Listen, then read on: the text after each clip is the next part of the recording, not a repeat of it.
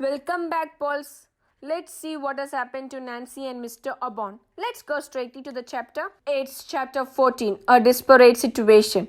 The warning came too late. Before Nancy could turn, the end of the cane crashed down on her head. With a low moan of pain, she sat to the floor and lay still. How long she remained unconscious, the young slave did not know. When at last she opened her eyes, Nancy found herself stretched out on the cold floor of the cellular.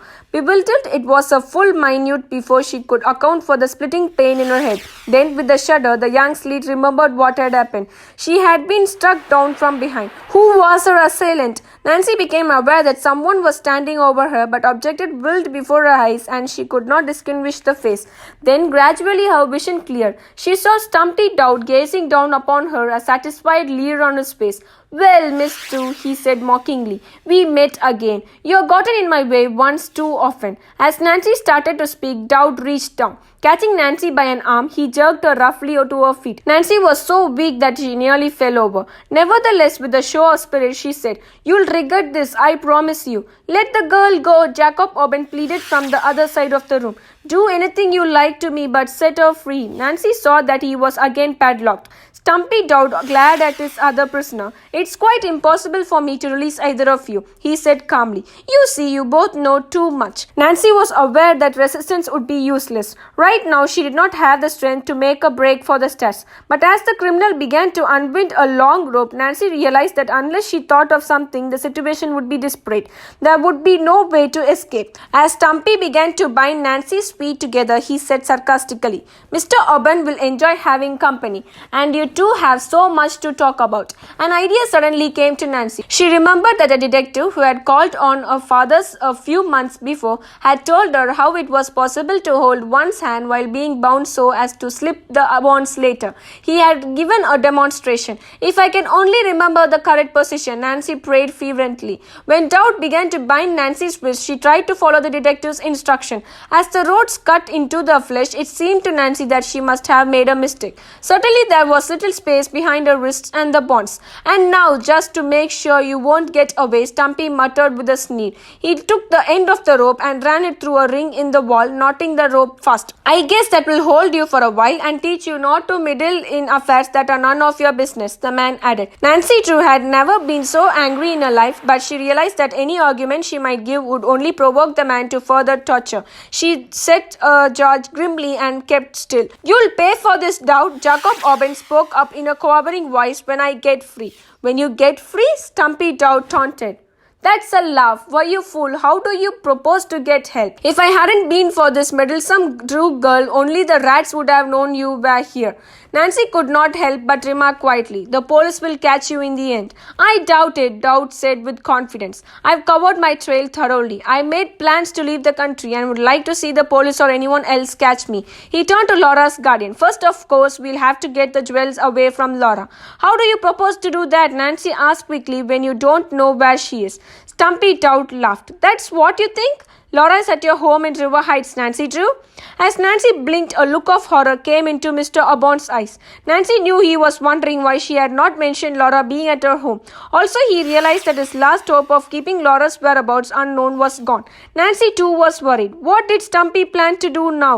Right now, he looked pleased at his prisoner's reaction. "My wife overheard Laura placing a call to Nancy Drew in River Heights yesterday morning. When Laura ran away, we had a hunch she would go there. I asked my detective to find out." Dowd said that the sleuth had seen Laura leaving the house afternoon with the young man. "I presume she left her jewels behind," he added. "But we'll get them before we leave this area." "Don't try anything foolish," Nancy warned. "All my plans are well made," Dowd said coolly. "Too bad you aren't more conscious, Miss Drew." He said that his wife had felt a draft in the house and gone downstairs to find the front door part way open. Then she had seen a girl heading into the woods and had awakened him. Dowd had figured out that it might be Nancy. "That's the end of my story," he said. "Expect to tell you Aubon and I sold your blue sedan this morning. The money helped pay for my new foreign car." Jacob Auburn was so furious he almost choked. "You robber! You kidnapper!" he cried out. "Tut! tut, none of that, Dowd said. You'll get your blood pressure up. Laura's not in your clutches and she won't get tired, Aubon stormed, and I can support her without any inheritance. Dowd shrugged. It won't do any good to threaten me. You are my prisoner and don't forget it. After the jewels are mine. Nancy felt as if she would choke with rage. Mr. Aubon closed his eyes and seemed to have fainted. Meanwhile, Stumpy Dowd had replaced the key on the wall, the hook supporting it. Nancy saw was far out of the two prisoners' reach. You can think out of this in days ahead, the crook taunted. And now goodbye. Turning, he ambled up the steps. Nancy heard mocking laughter as the trap door was slammed shut. Soon a death-like quiet fell on the shack. Mr. Aubon, Nancy called. There was no answer. Nancy heart beat wildly. Was the man only in faint or had something worse happened to him? Holding her breath, she trained her ears to see if she could detect any sign of relief. A few seconds later, Nancy caught faint sounds of inhaling and exhaling. Thank goodness, she thought. Presently, the man stirred and regaining consciousness looked upon. Seeing Nancy, he exclaimed, Now I remember, we were so near freedom. Yes, we were, Mr. Aubon, and we may get out of here yet. I am trying to slip this rope off my wrists. In the meantime, I want to tell you why I didn't mention that Laura is at my home. I was about to do so when you urged that we leave the shack as fast as possible. I see and I forgive you, said Mr. Aubon. Never having met you, Dowd's announcement gave me a momentary feeling of distrust in you. But that's gone now. Then would you mind telling me about Laura's mother and the estate she left? Nancy requested as she worked to free her hands. I'd be glad to. Mrs. Pendleton appointed the Monroe National Bank executor of her estate and me as Laura's guardian. During Mrs. Pendleton's long illness, she had all her securities taken from a private safe deposit box and put in care of the bank.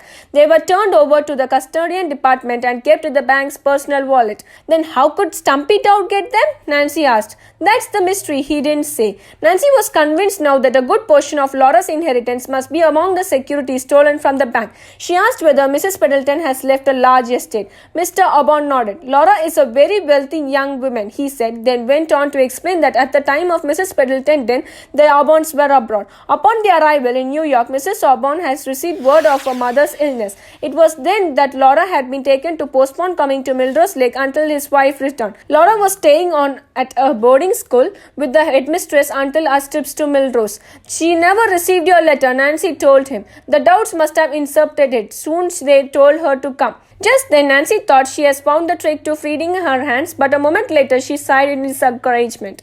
The rope still bounded her wrists. At least we have a light, she said. Fortunately, Stumpy Dowd has forgotten the lanterns. Yes, but the oil is burning low, Mr. Aubon remarked quietly. When it's gone, we'll be in the dark as I have been for the past 2 weeks. Nancy shrugged. Did Stumpy bring you food in little packages? Yes, when he thought of it, he kept me alive just to pump me for information and threatened to harm Laura if I didn't tell him what he wanted to know. Suddenly, Nancy felt the rope which shafted her wrist slacken. At the same time, the light went out. The cellular was plunged into darkness. Ooh. Stay tuned for the next chapter, guys. Have a happy day.